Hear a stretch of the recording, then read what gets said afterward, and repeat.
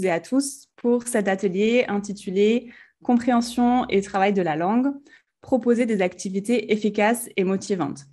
C'est souvent le problème qu'on a en tant que professeur. On essaye de proposer des activités, parfois ça ne fonctionne pas, les élèves ne sont pas motivés, surtout quand on est dans un contexte d'éducation dans le système scolaire. C'est complètement différent quand on enseigne à des adultes qui payent pour les cours, mais là, quand on a des ados, on sait très bien qu'ils sont captifs, souvent, donc c'est pas facile de les intéresser. Donc on va voir ce qu'on peut faire pour ces deux étapes, donc la compréhension et le travail de la langue. C'est un atelier qui a été financé avec le soutien de l'Organisation internationale de la francophonie, qui est partenaire de Kalingoa Lab pour cette série d'ateliers sur un projet qui a pour objectif de promouvoir la littérature plurilingue dans la Caraïbe. Donc, au programme d'aujourd'hui, comment faciliter la compréhension d'un texte ou d'un document audio. Donc, on verra les deux. On verra la compréhension écrite et la compréhension orale. Comment travailler un point linguistique à partir d'un document. Quelles activités proposer pour la compréhension. Ensuite, comment travailler un point linguistique à partir d'un document. Comment motiver ses apprenants. Et à la fin, quelques outils et ressources. Donc, tout d'abord, quelles activités pour la compréhension. Donc, il faut savoir déjà que le texte est partout. Donc, dans la vie quotidienne, on est tout le temps amené à lire. En langue étrangère, c'est un petit peu différent si les apprenants n'ont pas pour objectif de voyager. Mais en tout cas, on a différents types de textes tout le temps autour de nous. Ça peut aller du menu au restaurant, aux instructions pour faire cuire les pâtes, aux réseaux sociaux, aux magazines, aux flyers, etc. Il faut comprendre que pour chacun de ces textes, on n'a pas les mêmes objectifs. Donc, par exemple, on ne lit pas un post Instagram comme on va lire un menu. Et donc, ça, c'est important pour les activités qu'on va proposer au niveau de la compréhension. Donc, il y a différents types de lecture. Et donc, je vous en ai donné quelques-unes, il y en a d'autres, mais celle qui nous intéresse le plus, c'est la lecture sélective. Donc, par exemple, quand on doit chercher des informations dans un texte, par exemple, pour faire un exposé, vos élèves, ils doivent trouver une information particulière, par exemple, la date de naissance de telle personne. Donc, ils vont parcourir le texte rapidement pour trouver cette information-là. Il y a la lecture en diagonale qui permet de retenir l'essentiel d'un texte. Donc, quand on veut en savoir un peu plus sur un sujet, mais sans avoir besoin d'avoir des connaissances très précises. La lecture cursive qui est pratiquée surtout en langue maternelle, mais qui peut tout à fait être utilisée aussi en langue étrangère, ça permet de faire aimer la lecture en dehors des cours. Donc, en fait, les profs donnent par exemple des livres à lire pendant les vacances scolaires ou sur une certaine semaine. Et à la fin, il y a peut-être une fiche de lecture à rendre ou quelque chose comme ça. Donc ça, c'est les lectures en dehors des cours, la lecture cursive. La lecture scolaire, c'est ce qu'on fait souvent en classe de langue, donc étudier un texte pour lui-même, donc en lui-même avec peut-être sa structure, les éléments linguistiques, etc. Et enfin, il y a la lecture plaisir, on en a déjà parlé le mois dernier. Et ça, c'est vraiment lire pour se faire plaisir. Donc, le professeur peut choisir un texte qu'il lira ou qu'il fera lire à ses étudiants. Donc, voilà, en fonction du contexte, par exemple, ça peut être lire un conte ou une partie d'un conte à la fin de l'heure, les 10 dernières minutes, les 15 dernières minutes, etc. Donc, ça, c'est la lecture plaisir. Donc, en quoi ça vous intéresse, ça? C'est intéressant parce que c'est important de connaître ces différents types de lecture et de savoir qu'on peut les utiliser et aussi de préciser aux élèves ce qu'on attend d'eux. Par exemple, on peut leur donner des textes sans forcément leur donner plein de questions, mais en leur disant, voilà, faites des recherches sur tel sujet. Et donc là, ils vont utiliser certains textes, ils vont retenir l'essentiel. On peut leur donner des livres pour qu'ils développent le plaisir de lire. Donc là, on utilise la lecture plaisir, on peut utiliser la lecture cursive et la lecture sélective. Mais à chaque fois, les pratiques et la démarche vont être différentes. Donc, comment on développe des stratégies pour être un bon lecteur? Il y a plusieurs choses qui entrent en jeu. La première, c'est d'adopter un rythme de lecture régulier. vous avez sûrement dans vos élèves des élèves qui lisent pratiquement mot à mot. Donc, ils vont s'arrêter à chaque mot, ou à chaque mot qu'ils ne comprennent pas ou qu'ils n'arrivent pas à prononcer. Vous avez d'autres élèves qui lisent la phrase entière. Vous savez qu'ils n'ont pas forcément compris tous les mots, mais en tout cas, ils ont lu jusqu'au bout. Et ça, c'est important parce que ça permet aussi de mieux comprendre. Donc, il faut vraiment entraîner vos élèves à ne pas s'arrêter à chaque mot parce que ça va les empêcher de comprendre le sens global. S'ils continuent à lire la phrase entière, ensuite, même s'ils n'ont pas compris certains mots, ils peuvent réfléchir au sens, à ce qu'ils ont compris de la phrase. Donc ça, c'est déjà important dans les stratégies de lecture. Pareil, quand un élève lit, j'imagine que vous n'allez pas l'interrompre à chaque fois qu'il fait une erreur. Donc ça, c'est aussi très important pour ne pas le couper dans sa lecture. Donc vous allez l'écouter, lire sa phrase, et ensuite, vous allez lui dire, voilà, ce mot, il ne se prononce pas comme ça, il faut plutôt dire comme ça. Et donc là, ça va lui permettre quand même d'avoir de la fluidité. Donc ça, il faut vraiment le travailler. Dans la lecture, et on n'y pense pas souvent, la phonétique entre en jeu, puisqu'en fait, dans notre tête, on prononce les mots. Et donc, c'est important d'avoir cette activité de phonétique quand même, d'inclure la phonétique dans vos leçons, puisque ça facilitera ensuite la lecture, même la lecture silencieuse. Les élèves vont pouvoir reconnaître plus facilement la prononciation et le sens des mots et associer les mots écrits aux mots qu'ils ont entendus. Donc ça, travailler la prononciation, c'est aussi pour ça que il ne faut pas, par exemple, demander à un élève, quand vous avez un texte, demander à un élève de lire le texte à voix haute directement. Pourquoi? Parce qu'il va être bloqué sur la prononciation, il va faire attention de prononcer correctement, etc. Et il ne va pas comprendre le sens. Donc, on recommande en général de faire d'abord lire vos élèves silencieusement dans leur tête et ensuite, éventuellement, d'en interroger un ou deux ou plusieurs pour lire à voix haute. Donc, le travail sur le sens sera déjà fait et ensuite, les élèves pourront s'entraîner à prononcer les mots à voix haute. Je sais que, alors il me semble, je ne suis pas tout à fait sûre, mais il me semble que dans certains examens, au CXI, peut-être ils ont des textes à lire, peut-être, vous me confirmerez ça. Donc c'est important de travailler à la fois la lecture régulière et la prononciation des mots, mais la priorité, c'est quand même le sens, donc faites-leur d'abord lire en silence. Ensuite, il est aussi important de mobiliser ces connaissances antérieures. Donc, il faut vraiment pousser vos élèves à s'appuyer sur ce qu'ils connaissent déjà et sur leur langue maternelle. Il y a beaucoup de mots qui ressemblent un peu aux mots en anglais, ou même si ça ne ressemble pas aux mots en anglais, ils peuvent connaître un mot en français de la même famille. Donc, il faut les entraîner à faire des ponts, des parallèles, créer des liens entre leurs connaissances antérieures et le texte qu'ils ont devant eux. Donc ça, comment vous pouvez faire ça? Vous pouvez, par exemple, ne pas traduire directement le mot qui leur pose problème, mais leur dire, voilà, vous connaissez tel autre mot qui ressemble. Est-ce que vous pouvez peut-être imaginer le sens ou faire des suppositions, etc. Donc, ça, c'est très important. Et ensuite, s'appuyer sur la cohérence du texte, donc sur la structure du texte. Par exemple, faire repérer les mots de liaison ou les mots qui permettent d'éviter les répétitions. Par exemple, quand il y a il ou cet homme ou quelque chose comme ça, si l'élève ne comprend pas, vous pouvez lui indiquer qu'il faut remonter plus haut et voir à quoi ça correspond, etc. Donc, tout ce travail-là, c'est de l'entraînement. Donc, c'est en répétant ça plusieurs fois que l'élève va pouvoir développer ses stratégies. Il y a des élèves qui font ça de façon naturelle. Il y en a d'autres qui ne le font pas du tout. Il y a des élèves, même si on leur montre un mot et un autre mot qui ressemble et qui est de la même famille et qui est très proche, il ne va pas naturellement faire le lien. Donc, il faut les entraîner à ça et ça, c'est votre rôle. Enfin, vous pouvez les aider à ce niveau-là. Donc, ça, c'est pour la lecture. Ensuite, pour la compréhension orale, il y a d'autres choses qui entrent en jeu aussi.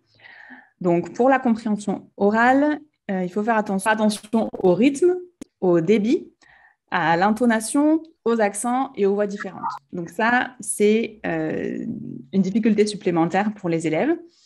Donc, les élèves doivent décoder les sons et faire des hypothèses pour comprendre le sens. Donc, à partir des sons qu'ils entendent, ils doivent reconstituer les mots, reconstituer les groupes de mots qui font sens et comprendre le sens. Donc, par exemple, à partir d'un mot, ils ont dit « Ah, il a dit ça, donc peut-être que le sens global, ça correspond à ça. » Donc ça, c'est assez difficile et ça nécessite de mettre en place aussi d'autres types de stratégies. Donc, comme pour la lecture, mais encore plus, il faut travailler la phonétique, puisque c'est ça qui va permettre à vos élèves d'identifier beaucoup plus rapidement les mots qu'ils entendent. Donc, s'ils n'ont pas l'habitude d'entendre du français, c'est sûr que le jour où ils vont être face à un document audio, ils vont avoir du mal. Donc, il faut vraiment travailler la phonétique, leur permettre de reconnaître que tel mot se prononce comme ça et inversement, que ce son correspond à tel mot. Et du coup, toute la partie décodage des sons sera beaucoup plus rapide et ils pourront se concentrer plus facilement sur le sens. Ensuite, il faut utiliser des documents authentiques qui vont les intéresser. Pourquoi authentiques? Parce que ça les habitue à l'usage du français réel, du français parlé, donc avec les pauses, les hésitations, peut-être les bruits de fond, des choses comme ça. Et intéressant, pourquoi? Parce que forcément, si le sujet est intéressant, si le sujet les touche, ils vont être plus attentifs, simplement. Si vous leur parlez de quelque chose qui correspond ni à leur âge, ni à leur niveau, ni à leur centre d'intérêt, ils ne seront pas motivés, ils ne vont pas forcément vouloir écouter. Ensuite, il faut proposer des activités d'anticipation et de pré-écoute. Qu'est-ce que ça veut dire, ça? C'est ne pas juste leur dire « Bon, allez, aujourd'hui, on va écouter un document et voilà, vous passez le document audio. » Ça ne va pas marcher parce qu'ils vont rentrer dans le document, ils vont déjà avoir du mal à savoir quel est le thème, de quoi ça parle, etc. Si vous commencez votre cours avec une petite activité sur un thème, donc par exemple, avec une image, vous discutez du thème, etc., et qu'ensuite, vous dites, voilà, on va écouter un document qui correspond à ce thème-là, ils auront déjà un certain vocabulaire en tête, ils auront mobilisé leurs connaissances sur la thématique, et donc ça sera plus facile pour eux de reconnaître les mots, de comprendre la situation. Donc ça, c'est les activités d'anticipation. Et enfin, il faut les entraîner à faire des hypothèses, des déductions, des inductions. Tout ça, ce sont des stratégies cognitives et métacognitives qui leur permettront d'aller plus vite dans la construction du sens, en fait. Donc, à partir d'un mot, ils vont se dire « Ah, il a dit ça, donc peut-être que le sens correspond à ça. » Peut-être que s'ils entendent un bout de mot, ils n'ont pas entendu la fin, mais ils vont pouvoir dire « Ah, ça correspond peut-être à ce mot-là. » Et donc, tout ça, ce sont des mécanismes qu'il faut les entraîner à faire. Pareil, ça, ce n'est pas forcément naturel pour les élèves. Donc, ce que vous pouvez faire, c'est que vous pouvez leur créer ou trouver en ligne des questionnaires pour leur permettre de réfléchir à comment ils font pour écouter un document, comment ils font pour reconnaître un mot, etc. Donc ça, c'est aussi important et ça fait partie des stratégies à mettre en place pour la compréhension orale. Alors, bien sûr, il y a d'autres choses qui peuvent aider. Donc, par exemple, la prise de notes, les entraîner à la prise de notes, ça, c'est important. Mais c'est quelque chose qu'il faut travailler. C'est-à-dire que la prise de notes, il faut leur dire que, voilà, par exemple, pour la première écoute, ils notent que les informations principales. La deuxième écoute, ils essayent de compléter, etc. Donc ça, c'est un travail qui prend du temps, mais qui est indispensable. Surtout que, par exemple, pour le DELF, vous savez que les 4 compétences sont notées sur 25, donc elles ont le même coefficient. Et la compréhension orale au niveau devient assez difficile assez rapidement. Donc, par exemple, au niveau B2, qui est le niveau pour atteindre l'université, pour accéder à l'université, les compréhensions orales sont longues, difficiles, ce sont des documents authentiques, donc il y a des bruits de fond. Donc voilà, il faut faire attention à tout ça. Alors, votre rôle en tant qu'enseignant, c'est donc de choisir les textes selon les objectifs, vos objectifs et les intérêts de vos élèves. Choisir les textes, quand je dis texte, ça peut être texte et documents audio. Choisir les textes selon leur apport, donc peut-être il y a des textes qui sont à étudier pour eux-mêmes, donc leur structure de texte par exemple. Par exemple, les comptes, vous avez un schéma que vous pouvez décider de travailler avec les apprenants, ou la lettre formelle avec l'introduction, la conclusion, le paragraphe, la lettre de motivation, ça marche aussi. Pour l'apport thématique, donc un texte qui parle d'un certain thème que vous voulez traiter avec eux, ou linguistique. Donc ça, par exemple, un bloc de voyage, vous allez l'utiliser pour travailler peut-être le passé composé, l'imparfait, etc. Vous organisez vos documents pour faciliter leur compréhension. On va y revenir un petit peu après, mais bon, voilà, si dans votre séquence, vous avez des documents qui se recoupent ou qui traitent du même sujet ou du même thème ou qui a un vocabulaire qui se retrouve dans les documents, ça va faciliter forcément la compréhension du deuxième et du troisième, etc. Prévoir des activités qui vont faciliter la compréhension. Donc, on a vu un exemple tout à l'heure avec les activités d'anticipation avant d'écouter un document audio. Et vous devez aider vos élèves à mettre en place des stratégies. Donc ça, on l'a vu tout à l'heure, ça peut être au niveau de la lecture, la prise de notes, le fait de faire des hypothèses, etc. Donc voilà, tout ça, il faut y penser. Alors, j'ai un petit exemple pour vous.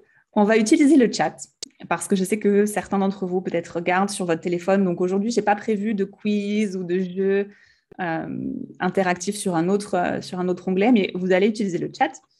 Donc, Madame X veut travailler le thème de l'alimentation avec ses élèves de forme 4. Elle a noté ses idées et les documents qu'elle a trouvés.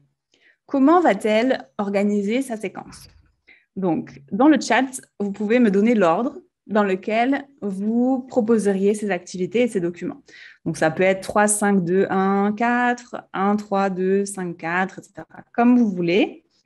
Et on verra ensuite. Donc, vous pouvez envoyer à tout le monde. Vous pouvez me l'envoyer en message privé. C'est comme vous voulez. Donc, vous avez ici, écrivez la recette de votre plat préféré. Vous avez ici la recette et les ingrédients de la pâte à crêpes. Une image de crêpes, une vidéo YouTube sur la préparation des crêpes et une activité où il faut classer les ustensiles et les ingrédients. Donc, allez-y, j'attends vos propositions dans le chat. Vous avez 30 secondes.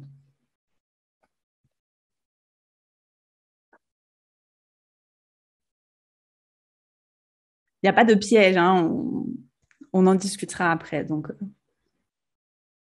n'ayez pas peur.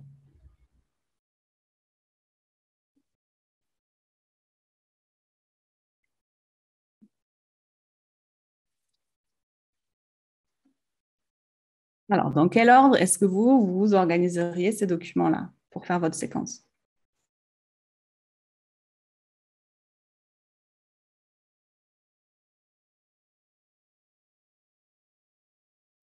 J'ai l'impression que personne n'ose intervenir.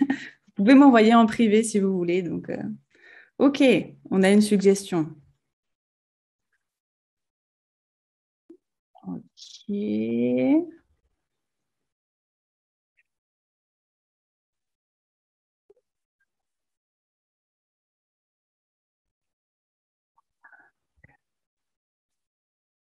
OK.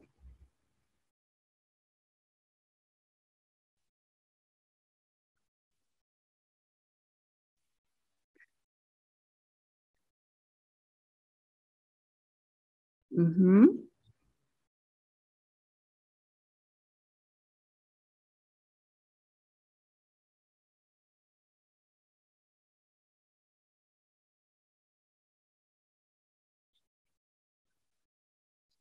Et donc, j'ai eu plusieurs suggestions. Il y a plusieurs personnes qui pensent qu'on peut faire 4, 3, 2, 5, 1. Mhm. J'ai aussi 4, 3, 5, 2, 1.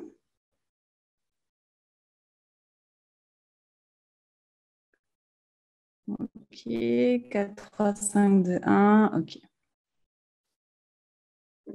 Bon, alors, euh, ici, il n'y a pas vraiment de bonne ou de mauvaise réponse pour certaines choses. De toute façon, ça dépend de vos objectifs. Ça dépend si vous voulez travailler plutôt la compréhension orale, plutôt la compréhension écrite. Ça dépend du niveau de vos élèves, etc. Ce qu'on peut dire, par contre, c'est qu'il y a des choses qu'il faut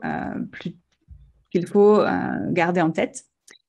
C'est que il faut commencer quand même avec une activité qui va leur permettre de mobiliser leur connaissance antérieure. Donc, cette activité, ça peut être avec cette image, par exemple. Donc, qu'est-ce que vous voyez sur l'image? Est-ce que vous savez ce que c'est? Est-ce que vous en avez déjà mangé? Quels ingrédients est-ce que vous voyez? Donc, ils peuvent dire du lait, peut-être un œuf. Ils peuvent dire sucre et farine. On ne sait pas. Donc, ça permet de voir un petit peu ce qu'ils connaissent déjà. Ensuite, donc ça, c'est l'activité d'ouverture. Ensuite, vous avez le choix entre la compréhension écrite et la compréhension orale. Ça dépend de vos objectifs. Si vos élèves sont plutôt sont un peu plus faibles, par exemple, plus faibles ou moins avancés, parce que ce n'est pas forcément négatif, mais voilà, s'ils ont moins de connaissances au niveau des ingrédients, etc., il faudra peut-être commencer par l'écrit. Vous aurez le temps comme ça de lire avec eux. Ils pourront lire à leur rythme aussi. Donc, prendre plus de temps pour lire le texte, regarder le vocabulaire, etc. Donc, cette activité pourra leur permettre de prendre connaissance en fait, du vocabulaire. Ensuite, vous pouvez leur proposer cette activité-là pour qu'ils puissent systématiser, en fait. Là, ils ont lu le vocabulaire normal et puis là, ils doivent le reclasser. Donc, qu'est-ce qui est ingrédient, qu'est-ce qui est ustensile.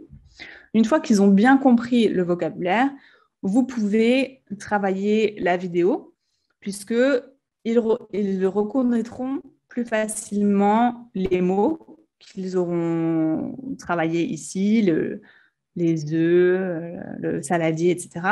Ce sera plus facile pour eux de les reconnaître dans la vidéo. À l'inverse, si vos élèves connaissent déjà tout ce vocabulaire-là, vous allez pouvoir commencer par la vidéo pour leur permettre de leur poser des questions sur voilà, ce qu'ils ont compris, etc. Et ensuite, vous leur donnerez peut-être la recette et vous focaliserez plutôt sur les verbes, par exemple, l'impératif, pour qu'ils puissent ensuite passer à la tâche d'écriture. Okay. Donc là, ça dépend de vos objectifs. Il n'y a pas de bonne ou de mauvaise réponse. C'est pour ça que je disais que ce n'était pas un piège. Mais il faut savoir que voilà, les deux documents, la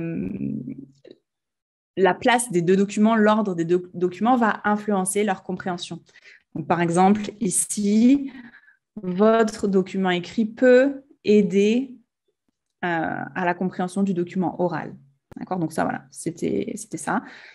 Et après, bien sûr, ça dépend de vos objectifs linguistiques. Si vous voulez travailler simplement le vocabulaire, ben vous utilisez le texte directement après ça. Il y en a qui ont proposé d'utiliser la vidéo et ensuite de retravailler le vocabulaire. C'est possible aussi si donc vos élèves connaissent déjà tout ça et après, vous leur demandez de classer. Voilà, c'est possible. En tout cas, oui, on termine par la production. En général, on termine par la production écrite puisque ça leur permettra de réutiliser tout ce qu'ils auront appris. Donc là, ils vont pouvoir réutiliser le vocabulaire des ingrédients, le vocabulaire des ustensiles et l'impératif présent, par exemple. OK ? Donc, voilà pour ça. C'était juste pour vous montrer qu'il y a plusieurs façons d'organiser, mais qu'il faut bien savoir ce que vous voulez faire dans votre séquence. Alors, on pourra revenir sur ça après. Si vous avez des questions, vous pouvez aussi les mettre dans le chat et j'y reviendrai à la fin lors des échanges. Donc ça peut être intéressant. Alors, quelles activités pour la compréhension? Donc, on va voir déjà. Alors, ça, comme on l'avait déjà vu dans un premier atelier, je vais avancer peut-être un petit peu plus vite. Si vous avez des questions, vous pourrez les poser à la fin. Voilà, mais je vais aller assez rapidement. Je pense qu'aussi, c'est connu, ça commence à être maîtrisé pour pas mal de monde. Donc, voilà. Donc, comme je vous ai dit tout à l'heure, on commence la séquence par une mise en route qui permet à l'apprenant de mobiliser ses connaissances sur le sujet, d'entrer plus facilement dans la séance. Donc là, vous pouvez faire avec un nuage de mots, avec une image comme j'ai fait pour les crêpes, avec une carte mentale, par exemple, à compléter, ou avec un brainstorming sur une question, sur un thème, sur une citation, ce que vous voulez. Donc ça, c'est pour la mise en route. Ça va permettre à vos élèves de se rappeler en fait, de tout ce qu'ils connaissent. Donc, vos questions doivent être orientées aussi. Vous devez, par exemple, vos questions doivent leur permettre de retrouver dans leur mémoire de quoi vous allez parler après. Donc ça, c'est important. Donc là, je vous donne des exemples. Donc, par exemple, voilà, vous avez un remue-ménage ici avec des questions ouvertes. Que voyez-vous? À quelle théorie célèbre cette image fait-elle référence? Quels sont les messages cachés? Voilà. Là, vous avez aussi une image et des questions.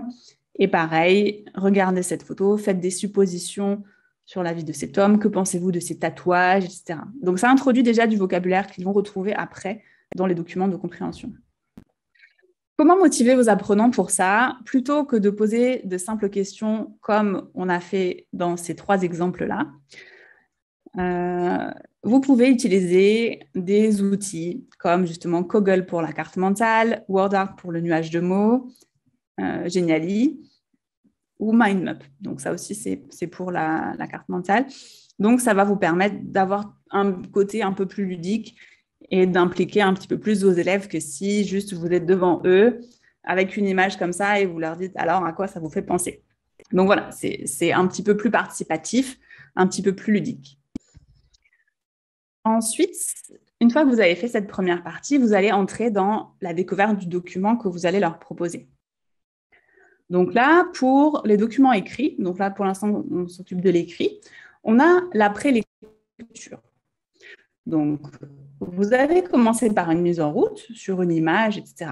Mais avant de commencer à lire le texte, il y a une étape qui est importante, c'est la prélecture.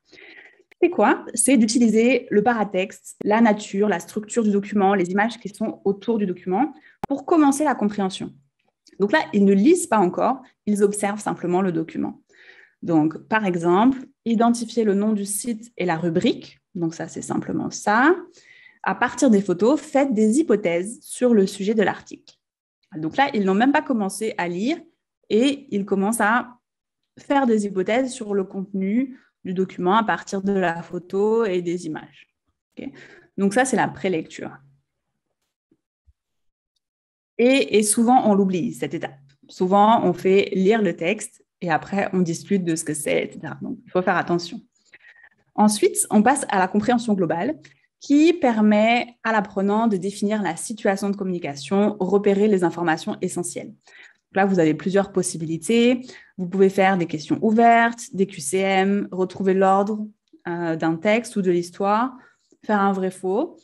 L'important, c'est que ça reste global. D'accord? Donc, c'est vraiment sur le sens, donc qui fait quoi, où, comment, etc. OK. Donc là, par exemple, vous avez identifié l'auteur, le sujet, le pays évoqué. Donc là, au début du clip, on voit un danseur, un élève, un prof de sport, un entraînement.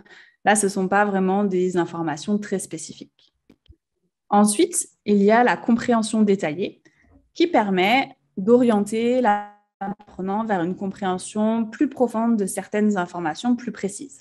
Donc là, par exemple, dans les crêpes, c'est relever les ingrédients, relever des informations avec un vrai-faux dans un article, compléter des questions et répondre à des QCM.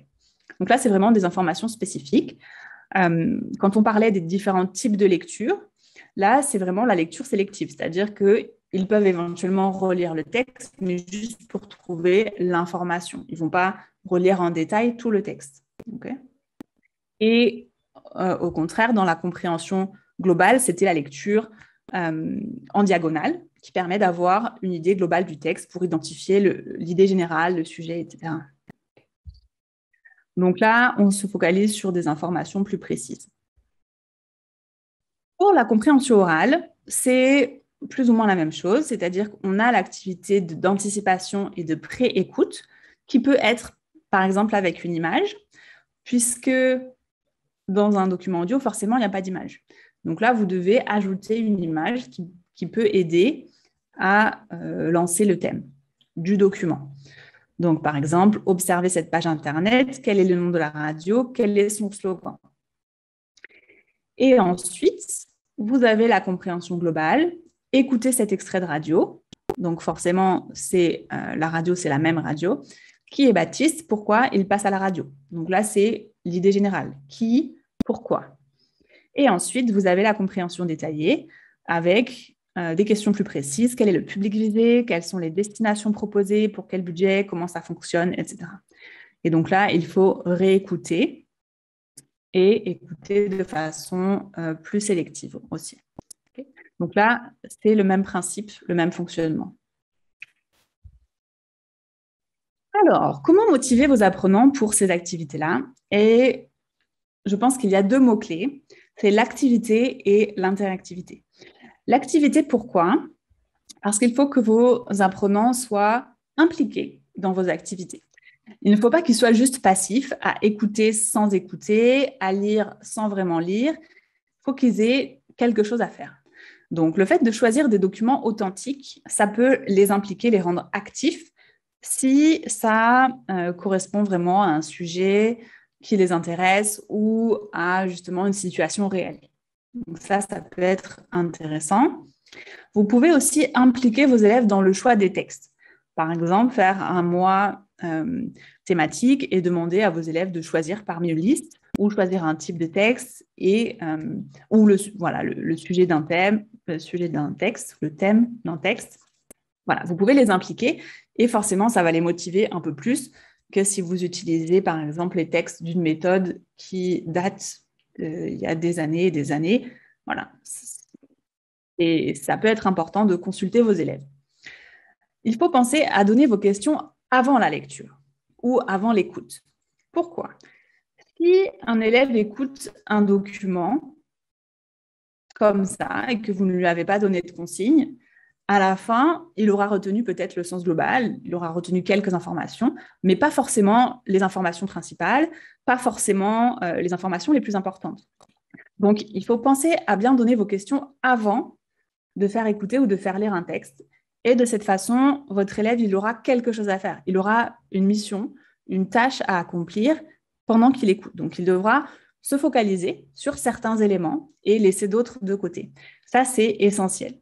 Donc, quand vous donnez un texte, pensez à lire les questions avant. Ça va aussi les entraîner quand ils auront des examens. Le fait de lire toutes les questions avant de lire le texte, ça gagne énormément de temps parce que ça leur permet de savoir directement les choses qui vont être importantes pour eux lors de leur lecture. Donc ça, c'est crucial. Et vous pouvez aussi donner une mission impliquant la lecture, c'est-à-dire leur donner leur objectif, par exemple. Vous pouvez très bien imaginer que voilà, vous leur dites voilà, vous devez faire un rapport sur, je ne sais pas, l'environnement dans la Caraïbe. On imagine, hein. C'est peut-être pour les niveaux un petit peu plus avancés, mais bon, on imagine. Vous devez faire un rapport et vous devez lire peut-être 3 textes différents, vous leur donnez les 3 textes, et ensuite vous devez répondre à telle question ou faire un résumé ou quelque chose comme ça. Donc là, ils ont un but pour la lecture de ces textes. Et là, ils vont être peut-être plus impliqués, plus motivés. Vous pouvez aussi leur dire, avant de lire un texte ou d'écouter, voilà, là, vous écoutez pour le plaisir. Donc, ils ne vont pas avoir la même attitude. Sinon, vous écoutez pour relever certaines informations ou vous écoutez pour repérer le sens global. Ça, c'est important qu'ils sachent exactement ce qu'ils doivent faire avant de lire. Donc ça, c'est pour l'activité, c'est rendre l'apprenant actif lors de son écoute ou de sa lecture. L'interactivité, ça va venir, ça peut être intégré aux activités de compréhension. C'est-à-dire, au lieu de simplement faire des tableaux à remplir, des QCM à cocher, des choses comme ça, vous pouvez intégrer les outils comme Quizzes, Genially, Learning Apps, Socrative, Kahoot, qui vont rendre le cours un petit peu plus dynamique, les activités un petit peu plus ludiques. Donc, si vous dites à vos élèves, voilà, lisez ce texte, et ensuite, il y aura un Kahoot où vous allez devoir dire ce que vous avez compris, etc. Peut-être qu'ils seront aussi plus motivés pour lire le texte pour réussir au Kahoot ou à l'activité qu'il y aura après. Okay, Socrative, en plus, c'est quelque chose qui peut se jouer en équipe. Donc, c'est pas mal. Ils vont vouloir faire gagner leur équipe, etc. Donc là, il y a un but, il y a une interactivité qui peut être intéressante pour les activités de compréhension. OK. Alors, quelles activités pour le travail de la langue? Donc là, on était sur la compréhension, ils ont bien compris le sens, etc. Maintenant, qu'est-ce qu'on fait? Donc, on a plusieurs étapes pour le travail de la langue. Il y a le repérage qui permet d'attirer l'attention de l'apprenant sur certains points du texte, la structure, le vocabulaire ou la grammaire. Donc, ça, c'est important de retenir qu'en fait, le repérage et le travail de la langue se fait à partir du texte.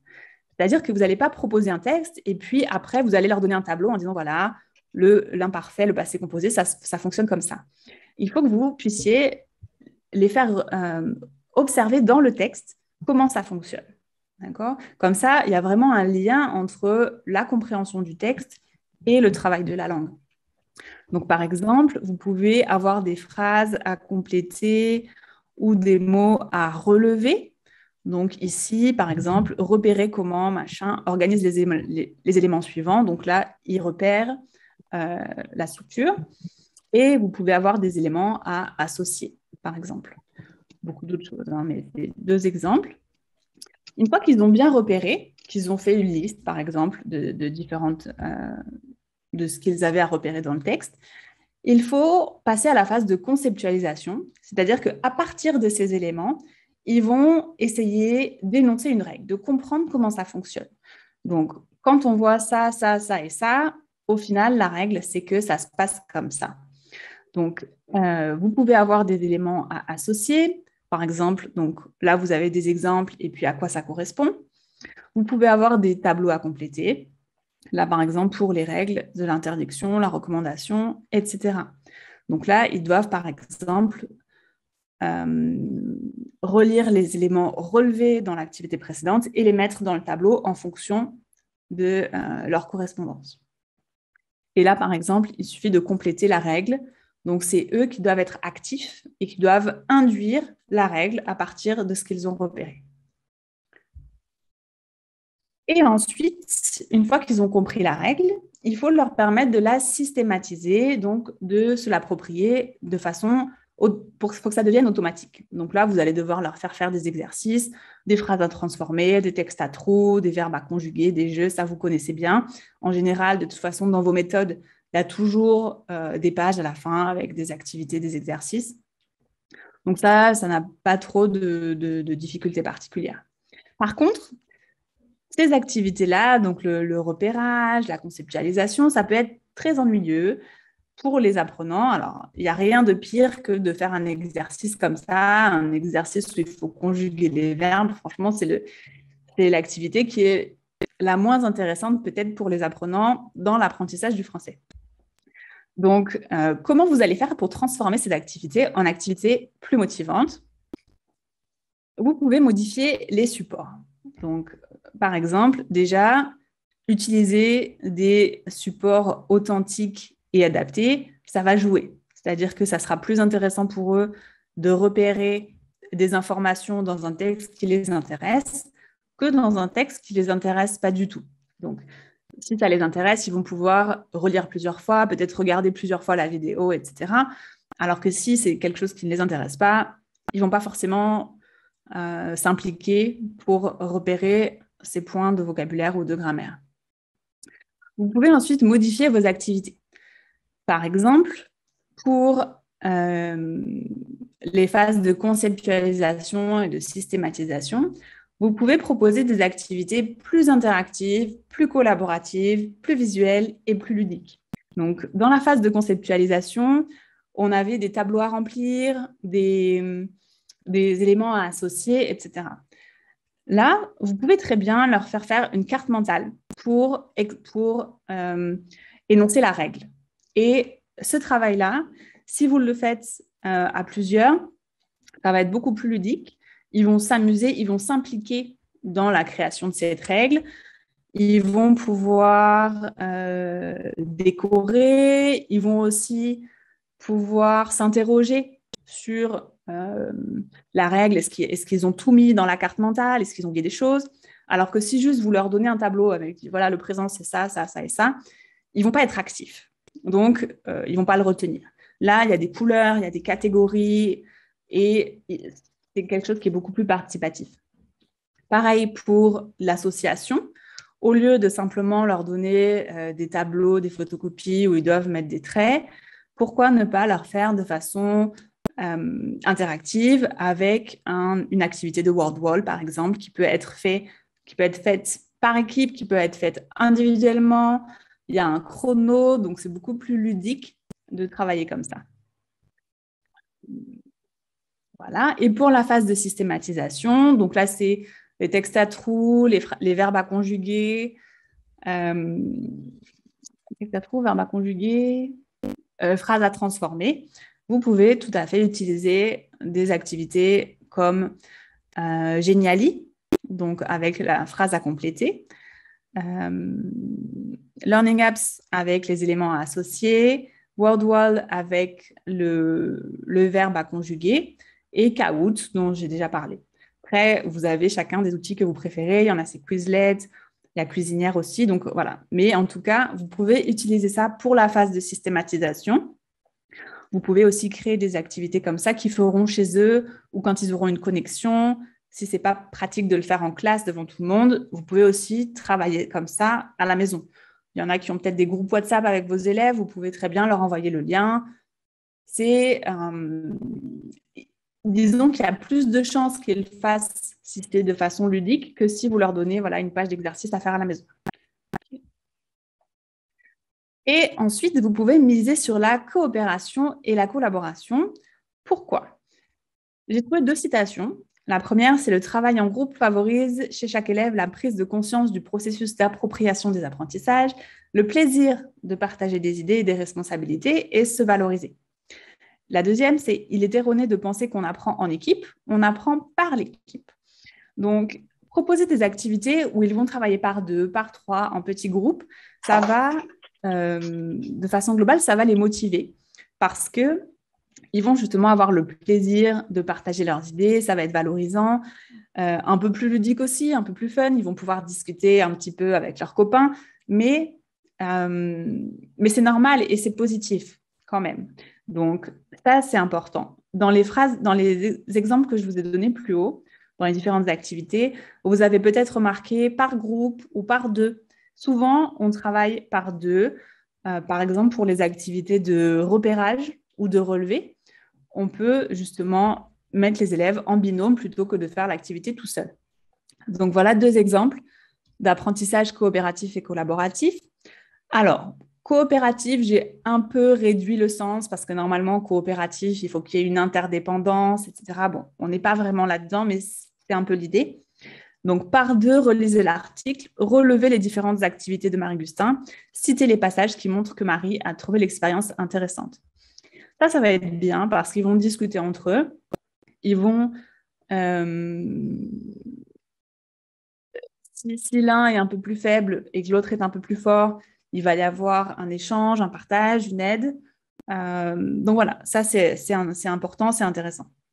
Collaboratif, c'est quand chacun a quelque chose à apporter, mais qu'en même temps, ils doivent régler des conflits, négocier, etc. C'est vraiment quand on a des tâches. L'idée de tâche, on en a déjà parlé, mais donc c'est par exemple ça. Choisissez une balade insolite, imprimez ou dessinez le plan du quartier, imaginez une histoire qui s'est passée, rédigez l'histoire, lisez-la à la classe, enregistrez votre histoire avec votre téléphone, partagez votre balade avec les autres groupes, choisissez vos histoires préférées. Donc là, il y a beaucoup de choses à faire. C'est par petits groupes. Chacun a quelque chose à apporter. Ils doivent justement convaincre, justifier, expliquer, proposer, accepter la discussion des autres, etc. Il y a beaucoup plus de liberté, même si c'est guidé, il y a beaucoup plus de liberté que dans cette activité-là où ils doivent simplement relever des passages et ils font ça à 2. Donc ça, c'est important parce que ça permet de rendre aussi vos élèves actifs dans la classe, dans leur apprentissage. Et ça peut être bien de leur parler de la tâche finale au début de la séance en disant, voilà, à la fin, on va faire tel projet. Et donc, pour arriver à tel projet, on va peut-être lire tel type de texte, on va lire un blog ou on va écouter une émission de radio. Et en fait, ils auront l'objectif de façon un peu plus claire. Et ça peut leur permettre de comprendre le but, en fait, de leurs activités. Souvent, les élèves disent, mais pourquoi je fais ça?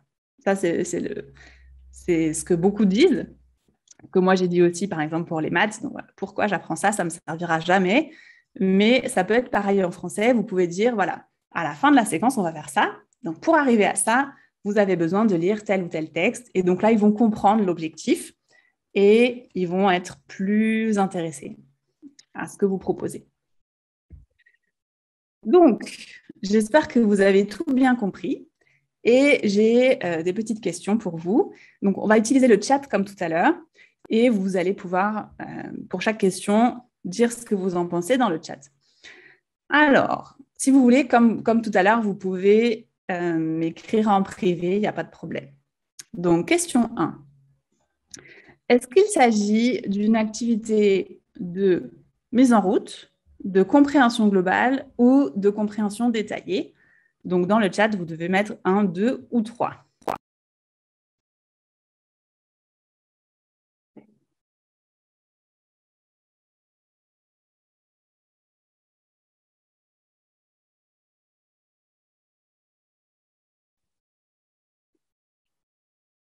Personne n'ose répondre, n'hésitez pas.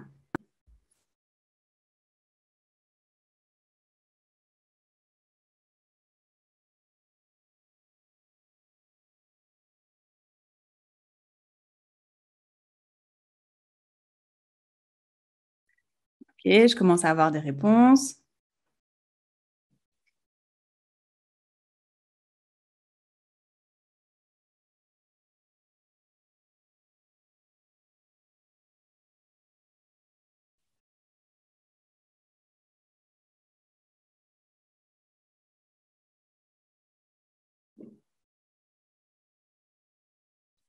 Donc, c'est une activité où on doit remettre l'histoire dans l'ordre. Donc, ils ont quand même déjà lu l'histoire.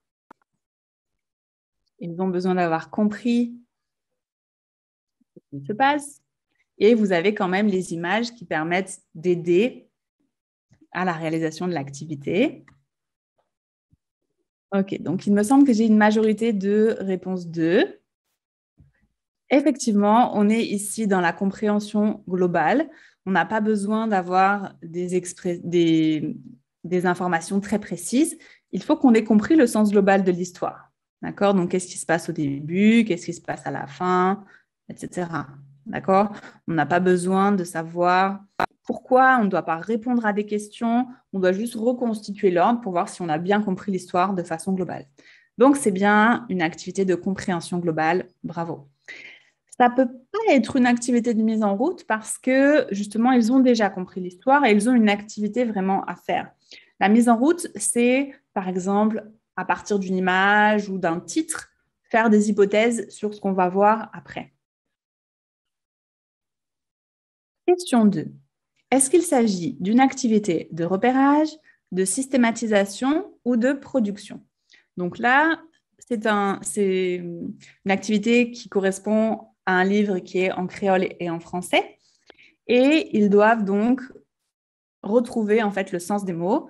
Donc, il y a des mots en français, il y a des mots en créole, et ils doivent compléter en fait ce tableau.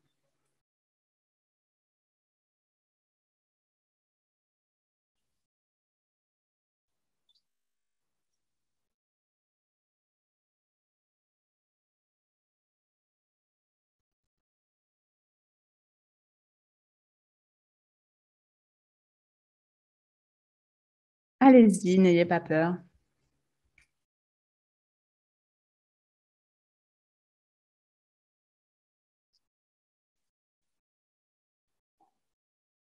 Ok. Alors, ici, ils doivent trouver les mots dans le texte.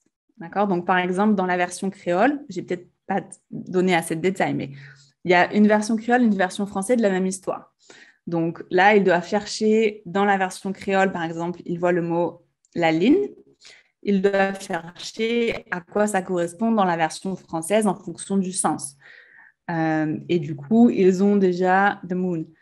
Pareil pour flower, ils doivent trouver à quoi ça correspond en français et ensuite en créole. Donc, c'est bien une activité de repérage, puisqu'ils doivent identifier certains mots et le sens de certains mots. Ce n'est pas vraiment une activité de systématisation, puisque l'activité de systématisation doit leur permettre de réutiliser le vocabulaire. Donc, par exemple, pour la systématisation, je pourrais avoir un texte avec des trous en leur disant, voilà, replacer dans le texte les mots roi, forêt, courage, princesse, je ne sais quoi. D'accord? Compléter les phrases avec ces mots-là.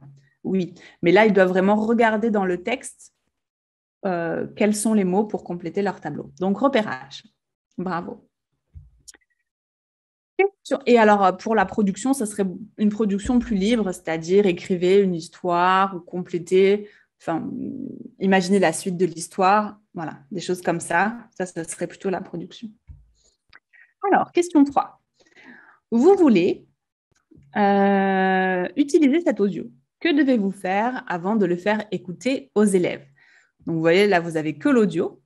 Donc, est-ce que vous devez faire lire le texte et repérer les personnages, travailler tout le vocabulaire difficile en amont ou montrer une image et faire des hypothèses correspondant à la situation? Donc là, c'est dans le domaine du travail, c'est un texte pour adultes, mais on imagine.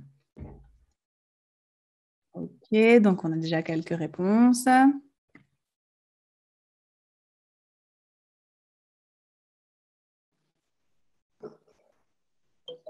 Ok, donc on a une majorité de numéro 3. C'est bien, vous avez bien suivi mon atelier, mais peut-être que vous le saviez déjà de toute façon. Donc, c'est effectivement ça. Vous avez ici le texte vide, sans rien. Donc, si vous faites lire le texte, déjà, ça annule en fait l'intérêt de l'audio, puisque ça va être une compréhension écrite et après simplement associer l'audio à l'écrit. Donc, c'est un peu moins intéressant. Travailler tout le vocabulaire difficile, c'est pas pertinent non plus, puisque l'objectif quand même de l'audio, c'est de leur permettre de découvrir quand même des mots qu'ils ne connaissent pas. Sinon, ça n'a pas d'intérêt à part de travailler la phonétique. Et donc, il faut quand même pouvoir travailler des mots inconnus ou des structures. Et par contre, c'est vrai que comme il est tout seul, si on le propose simplement comme ça, les élèves vont perdre du temps à comprendre, identifier la situation, qui parle, etc. Donc là, vous pouvez tout à fait montrer une image avec une réunion ou un collègue qui fait une présentation et vous dites, voilà, on va écouter un dialogue qui correspond à cette situation ou même commencer en disant, voilà, qu'est-ce qui se passe dans cette situation? Ils vont dire, on se présente, vous allez leur dire qui sont ces personnes ou dans quel contexte. Ils vont dire le travail, donc ils vont penser au mot collègue, etc. Donc, ça, c'est beaucoup plus intéressant. Allez, question 4. L'un de vos élèves dit qu'il ne comprend rien au document audio et baisse les bras. Ça arrive souvent. Je pense que vous connaissez cette situation. Qu'est-ce que vous pouvez faire? Est-ce que vous allez lui proposer un document plus facile, lui dire de se concentrer sur le sens global sans chercher à repérer les détails, ou au contraire lui poser des questions précises sur certains points en disant que peut-être il a repéré certaines informations? Peut-être un petit peu plus difficile cette question-là. Alors.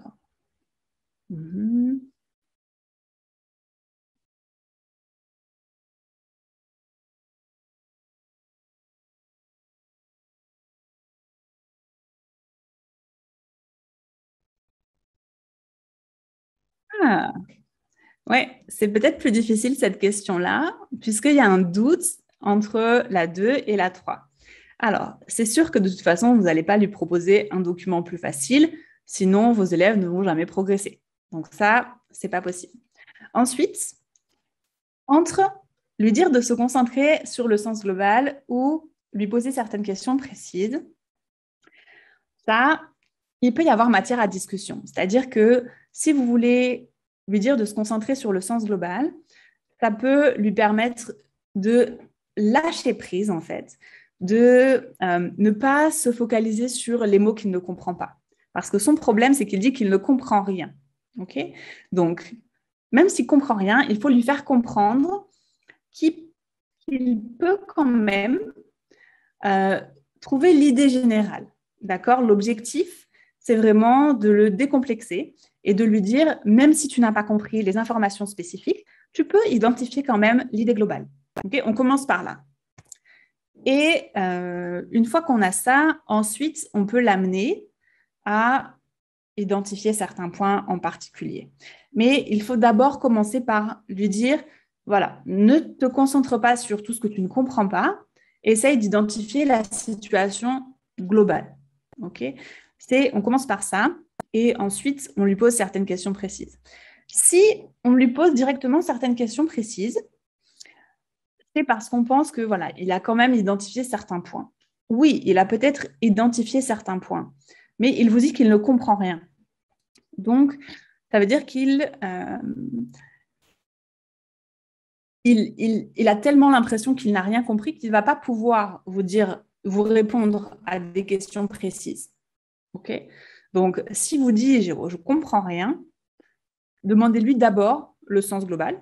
Après, si vous arrivez à lui faire dire le sens global, oui, vous pouvez dire ah, ben tu vois, tu as trouvé le sens global. Et maintenant, est-ce que tu as entendu cette information particulière? Et là, peut-être qu'il va comprendre. Mais en tout cas, voilà, il faut d'abord commencer sur le sens global. Et ça, cette idée que vos élèves ne comprennent rien, c'est difficile. Et ça m'arrive aussi, moi, avec mes adultes que j'ai.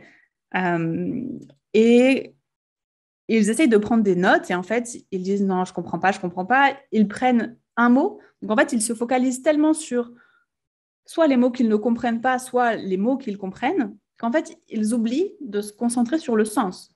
D'accord? Donc, ils notent un mot, mais en fait, ils n'essayent pas de dire, voilà, à quoi ça correspond globalement. Okay? Ils se focalisent trop sur des informations précises ou des informations qu'ils n'arrivent pas à identifier. Donc, l'intérêt ici, c'est de se concentrer sur le sens global et ensuite d'aller petit à petit vers les informations plus précises.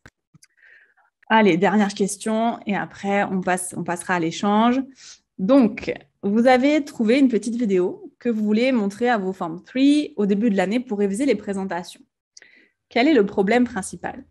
Donc, je vous montre 30 secondes, 3 secondes, 10 secondes de la vidéo.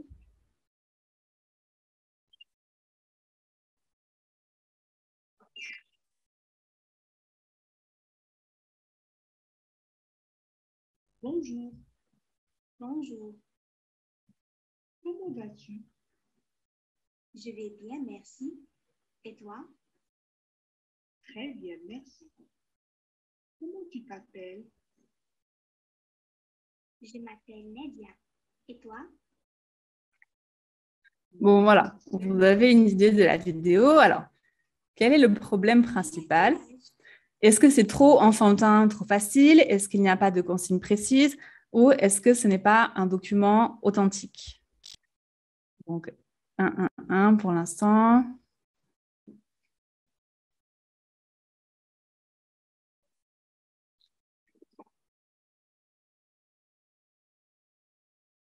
Ok, donc vous pensez que c'est trop enfantin, trop facile, qu'il n'y a pas de consigne précise.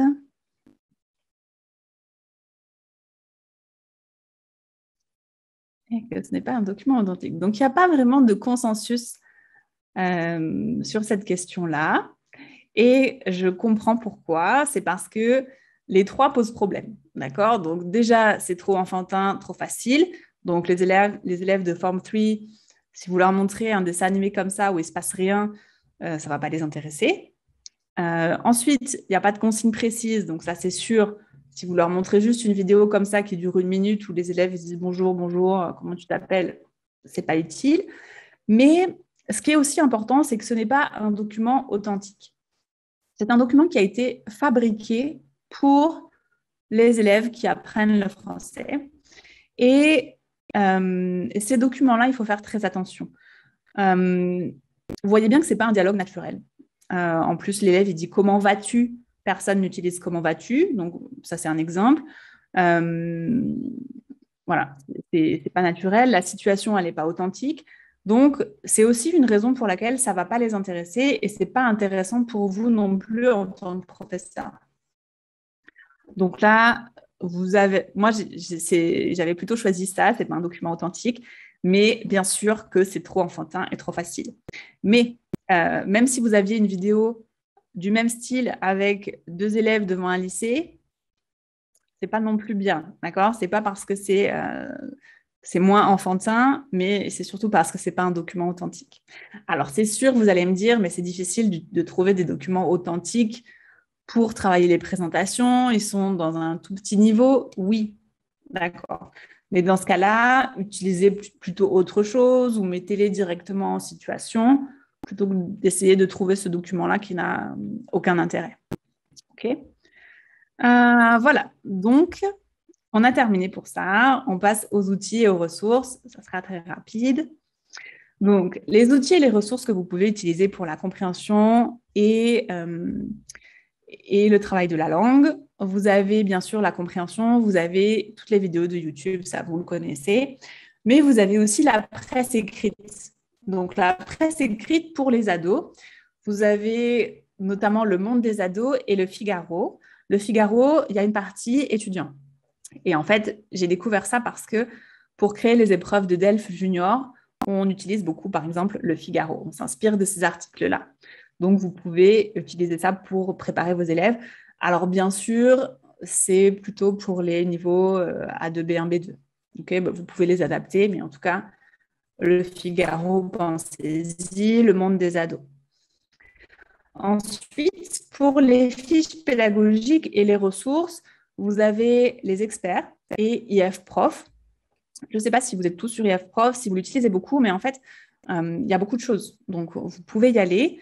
Les experts, ils ont plusieurs activités. Ils ont des fiches pédagogiques sur des thèmes, donc gratuites, sur leur blog, par exemple. Ils ont ce qu'ils appellent des grammafiches. Donc là, en fait, c'est à partir d'une vidéo, il y a des questions de compréhension et il y a des activités sur la grammaire. Ils ont des vocactifs. Donc ça, c'est sur le vocabulaire, avec pareil, une vidéo ou un texte, et puis des activités de vocabulaire. Et puis pas mal d'autres choses, donc gratuits ou pas gratuits. Donc voilà, ça, c'est les experts, c'est très bien. Nous, on vous donne des ressources de temps en temps dans la newsletter. Donc n'hésitez pas, si vous n'êtes pas abonné, abonnez-vous. Et pour ce qui est de la compréhension, et notamment la compréhension orale, vous avez un dossier sur TV5 Monde avec un guide. Vous avez un guide qui vous permet de vous orienter pour le choix des documents audiovisuels et un guide pour la conception de vos séquences pédagogiques qui intègrent la compréhension orale. Donc, ce guide-là, en fait, c'est des extraits d'un guide parce que le guide lui-même, il se vend, donc il est à 15 €. Mais il y a des extraits, donc justement, le guide de la conception, vous avez, je pense que c'est 15 pages qui vous permettent de construire votre séquence de compréhension orale. Donc, c'est très intéressant. Je pourrais vous l'envoyer dans les ressources complémentaires comme je vous envoie à la fin de tous les ateliers. Donc, je vous l'enverrai. Et sur TV5 Monde, vous avez aussi toutes sortes de vidéos que vous pouvez utiliser pour vos élèves pour la compréhension orale, sachant que elles sont toutes accompagnées de fiches pédagogiques. Donc, si vous voulez travailler la compréhension orale, je vous recommande vraiment TV5 Monde, surtout que vous pouvez sélectionner par niveau, vous pouvez utiliser des chansons. On n'a pas parlé de chansons là, mais c'est un peu le même principe. Donc, voilà, TV5 Monde. En plus, ils ont sorti TV5 Monde Plus, il me semble, où il y a des séries, des choses comme ça en français. Donc, vous pouvez utiliser des extraits, par exemple. Des extraits pour travailler justement tel ou tel thème ou tel point linguistique, etc. Voilà, donc c'est bon pour moi. Donc je vous laisse maintenant la parole. Donc n'hésitez pas à poser vos questions, partager vos ressources, vos suggestions, vos techniques aussi. Si vous avez des activités qui fonctionnent bien avec vos élèves en matière de compréhension et de travail de la langue, c'est le moment de les partager avec vos collègues. Donc vraiment, là maintenant, c'est vraiment un moment de partage et d'échange pour que tout le monde gagne du temps et que tout le monde enseigne de façon plus motivante pour ses élèves. Donc voilà, à vous la parole.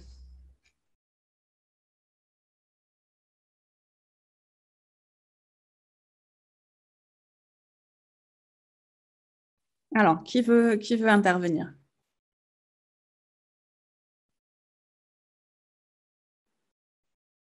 Oui, bonjour, bonsoir, excusez-moi.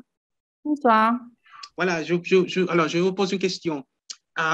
Est-ce que vous avez, par exemple, une idée comment aider les élèves à apprendre une liste de vocabulaire, peut-être par exemple, les vocabulaires comme, par exemple, comme spécifiques, comme géographique ou simplement les politiques? Et est-ce qu'il y a beaucoup de vocabulaire, par exemple, beaucoup de vocabulaire de politique, c'est grand, mais comment vous pouvez, une suggestion peut-être, simplement aider les élèves à apprendre rapidement les vocabulaires, par exemple? Vous avez une Mhm. idée, un texte? Oui, alors, travailler le vocabulaire, ce qui marche bien en général, c'est les cartes mentales, par exemple. Parce que les cartes mentales permettent à vos élèves d'organiser, en fait, le vocabulaire en fonction de certaines thématiques. Parce que la politique, c'est très général. Donc, en politique, il y a différentes sous-catégories, si je peux dire. Et donc, ça va leur permettre de classifier, d'avoir ça de façon beaucoup plus visuelle. Ils peuvent faire leurs couleurs, mettre faire des dessins, etc. Donc, ça permet aux élèves qui ont une mémoire visuelle de retenir beaucoup plus facilement. Donc, les cartes mentales, ça marche en général bien. Pour les autres types de champs lexicaux, peut-être avec d'autres niveaux, il y a un outil, il me semble que c'est Quizlet, mais je ne suis pas tout à fait sûre. Ce sont des cartes de vocabulaire. Vous pouvez faire des cartes comme des flashcards où en fait, après, vous pouvez avoir des exercices, donner des exercices à vos apprenants. Donc, vous pouvez faire des flashcards avec les mots que vous voulez qu'ils retiennent et ensuite, ils peuvent réviser ça de façon régulière pour que ça rentre plus facilement. Et une autre technique, alors c'est pas forcément pour... bon, ça peut être pour un vocabulaire spécifique, mais ce que j'avais fait une fois, c'était une boîte à mots. Donc en fait, en début de séquence, par exemple, vous savez que vous allez travailler sur une certaine thématique. Vous prenez une boîte de mouchoirs et en fait, à la fin du cours, vous demandez à chaque élève de noter un mot qu'il a retenu de la séance et qui lui semble important ou intéressant à retenir. À la fin de la séance, vous mettez tout ça dans la boîte à mots et lors de la séance d'après, vous prenez les mots et là, vous pouvez faire différentes choses. Vous pouvez faire, par exemple, interroger. Donc, vous pouvez prendre un mot et vous pouvez interroger. Vous pouvez faire une activité où vous prenez un mot et une personne doit la dessiner au tableau et les autres doivent deviner. Vous pouvez distribuer les mots de façon mélangée et chacun doit expliquer le mot à la classe avec ses propres mots reformulés. Vous pouvez faire une dictée, enfin, voilà, plein d'activités à faire. Mais là, ce qui est intéressant, c'est que ce sont les mots qui sont choisis par les élèves. Donc, ce sont des mots qui les ont marqués ou qu'ils ne connaissaient pas et qui veulent retenir. Donc, et vous faites ça à chaque début de séance et forcément, au fur et à mesure, il y a de plus en plus de mots. Et à la fin, vous pouvez faire une activité globale. Voilà, bon, après, vous êtes un peu libre, mais ce sont des activités qui peuvent fonctionner et qui marchaient très bien avec ma classe. Ah, peut-être que d'autres personnes ont d'autres suggestions.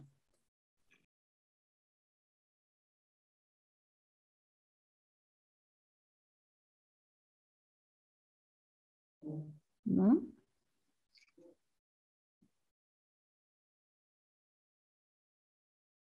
Ok. Alors, est-ce que vous avez d'autres questions, d'autres remarques? Est-ce que, par exemple, toutes les activités, enfin, tout ce que je vous ai présenté, ce sont des choses que vous utilisez déjà, qui fonctionnent bien? Est-ce que vous avez découvert des choses? Euh, quels outils peut-être est-ce que vous utilisez? Et est-ce que vous avez des activités qui marchent bien et que vous voudriez partager?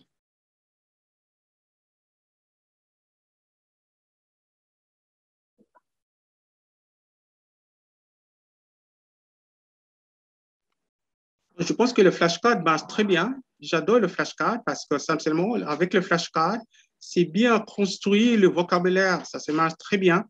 Même aussi parler avec les élèves chaque jour. Par exemple, leur saluer, bonjour. Tout le monde, bonjour, bonsoir, excusez-moi, da, da, da. Même l'expression basique qu'on utilise dans la classe, ça marche bien. Mais le flashcard, c'est super. J'adore ça. Mhm. Ok, bah, très bien. Alors, c'est vrai que je ne l'ai pas précisé, mais le fait de parler en français, bien sûr, dans votre classe, forcément, ça va aider pour la discrimination de la phonétique. Ça va aider pour la lecture parce qu'ils vont reconnaître, ils vont tout ce qui est la prononciation dont on a parlé. Ça va aider à la compréhension orale. Donc, parler français dans votre classe, si je peux dire, c'est la base, bien sûr. Alors, j'ai une question. Quel est le temps moyen d'une activité de compréhension? Je vais dire ça dépend. Euh, Ça dépend du texte, ça dépend du niveau de vos élèves. Si par exemple vous avez des B2 et que vous leur faites faire un texte, découvrir un texte argumentatif par exemple avec des questions beaucoup plus poussées, ça va vous prendre beaucoup plus longtemps que si vous analysez une publicité avec des A2 et que vous leur demandez d'identifier les informations principales. Donc ça, c'est à vous de voir. Ce qu'il faut faire, c'est qu'il ne faut pas que ça dure. En fait, il faut penser au rythme de vos activités dans la classe. C'est-à-dire que si vous prenez trop de temps sur la compréhension, vos élèves vont se lasser aussi. Si vous leur donnez par exemple 15 questions sur un texte, au bout d'un moment, ça va être un peu pénible, il n'y aura pas trop d'interaction. Voilà. Après, ça peut être différent. Si vous les mettez par deux et qu'ils doivent vraiment repérer des informations intéressantes sur plusieurs textes, peut-être comparer, ça peut prendre plus longtemps aussi et ça ne sera pas ennuyeux pour eux. Donc, en fait, ça dépend du texte, du niveau, de vos activités, etc. C'est un peu la réponse facile, mais malheureusement, je ne peux pas vous donner une réponse définitive. Cilicia, vous vouliez intervenir? Ah oui, bonsoir. C'est pas une question, mais plutôt un commentaire parce que maintenant, à niveau avancé pour la compréhension d'écoute, maintenant j'ai un texte que j'utilise avec mes élèves. Avant, nous n'avions pas un texte. Il fallait que je crée des activités avec YouTube ou sur TV5 Monde, etc. Et c'est vrai que maintenant, j'ai commencé à être un peu paresseuse parce que j'ai arrêté de faire ces activités pré-écoute et j'ai beaucoup apprécié la suggestion d'utiliser des images peut-être parce qu'on a les audios, mais souvent les élèves sont toujours un peu perdus, ils n'ont pas la motivation. Donc, je vais essayer d'utiliser les images, continuer à avoir ces activités pré-écoute. Comme ça, je sais qu'elles vont être plus motivées. Oui, donc j'ai beaucoup apprécié ces repères, etc. Ok, merci. Alors, c'est vrai que si vous avez forcément une méthode, c'est plus facile. Après, ça dépend de la méthode. Je vous ai donné pas mal d'exemples tirés de la méthode que j'utilise actuellement avec mes adultes. C'est Cosmopolite 2 et je l'ai en PDF. Donc, c'est plus facile aussi pour faire. Par exemple, moi, j'utilise Google Slide. Donc, je fais mes captures, j'utilise les images, etc. Et c'est vrai qu'elle est assez bien faite. Donc, je n'ai pas besoin d'utiliser d'autres images. Je vous ai montré, par exemple, l'activité de compréhension orale.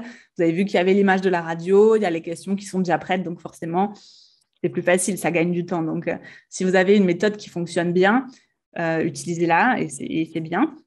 Par contre, il faut effectivement faire attention parce que il faut faire attention à votre méthode et voir si elle intègre justement toutes ces étapes ou si par exemple, elle leur demande directement de répondre aux questions. Donc, par exemple, si je vous repartage, mon activité, il y a des choses qu'on peut améliorer aussi dans certaines méthodes. Donc,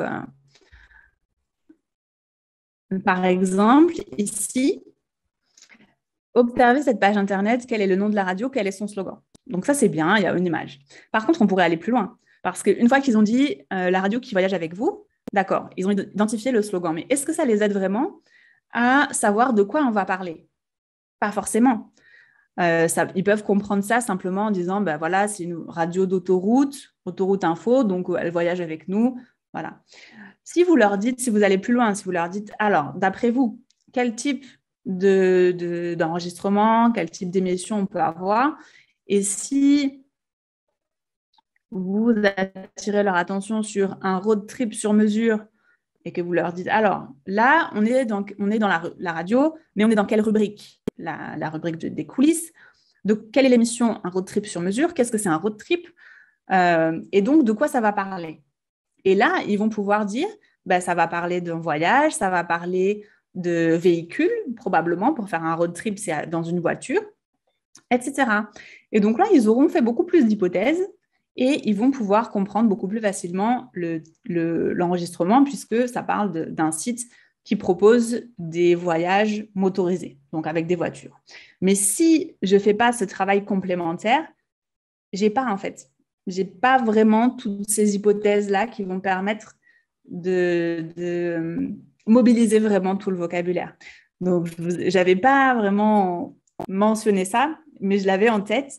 Et c'est vrai que même quand vous avez une méthode, il faut vraiment vous interroger, est-ce que les activités proposées suffisent à mettre en place tout ce qu'on veut mettre en place pour faciliter la compréhension. Donc, voilà. Alors, est-ce qu'il faut remplacer les textes ou les méthodes? Dans certaines méthodes, dans les méthodes récentes, ils utilisent des documents authentiques ou quasi authentiques. C'est des documents qui sont un peu modifiés, mais par exemple pour Cosmopolite, alors je ne fais pas de pub pour cette méthode, je n'ai pas de droit ni quoi que ce soit, mais dans Cosmopolite, par exemple, ils utilisent des sites qui existent vraiment, des blogs, donc c'est quasiment authentique.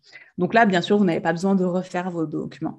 Par contre, si vous voyez que votre méthode, elle date des années 90, début 2000, que les documents sont un peu datés, que ça ne correspond pas vraiment aux intérêts de vos apprenants, là, je dirais que oui, c'est intéressant de remplacer les textes.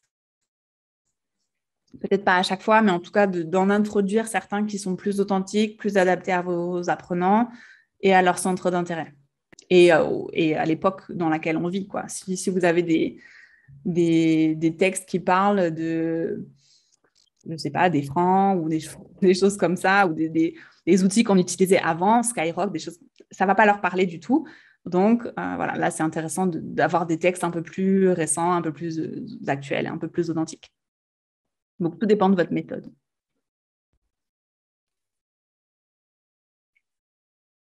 Tout dépend aussi du temps que vous avez, parce que souvent, on n'a pas forcément le temps de faire des fiches. Si vous avez déjà une méthode, voyez en fonction de votre temps aussi. Est-ce que vous avez d'autres questions, remarques, suggestions, des choses à partager?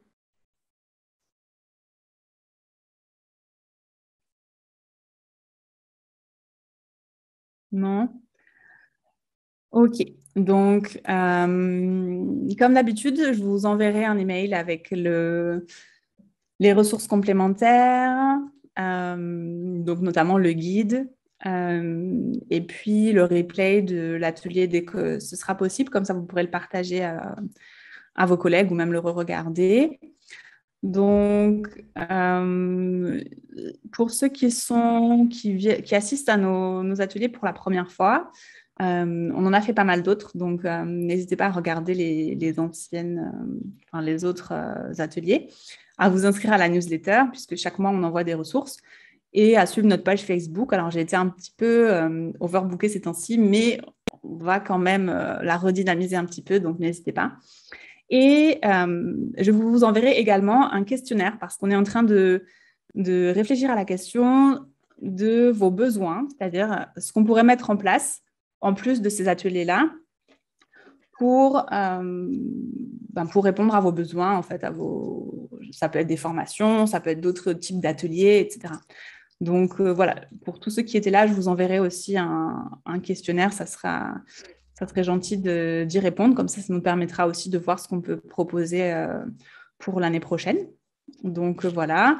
Et puis, l'atelier prochain, ça sera, je pense, à la fin du mois. Donc, voilà. Et pour les professeurs qui font partie des pays qui participent au projet du plurilinguisme, donc Dominique, Sainte-Lucie, Antigua, Jamaïque, Trinidad, on a reçu les livres. On est allé chercher les livres ici en Martinique. Donc, on va s'occuper de les envoyer dans vos pays. Donc, pour rappel, c'est 30 livres, c'est 60 livres, donc 2 albums différents, donc 30 livres de chaque, qui vont aller dans vos pays, soit par le ministère, soit par les associations de profs. Et donc, vous pourrez les utiliser. Ce sont des livres plurilingues. Il y en a un qui est en 4 langues, donc français, anglais, espagnol, créole, et un autre qui est en 2 langues, créole-français. Et on va vous donner les ressources qui correspondent aussi. Donc voilà, ça devrait arriver bientôt. Je vous tiendrai au courant sur la page Facebook quand ça arrivera, mais en tout cas, voilà, c'est en bonne voie. Voilà, donc merci à tous d'être venus aujourd'hui. Il y avait pas mal de monde, donc c'est bien, ça fait plaisir. Bonne fin de semaine, bonne fin de mois. Je sais que pour certains, c'était la rentrée en présentiel, donc bon courage. Et puis, on se revoit bientôt.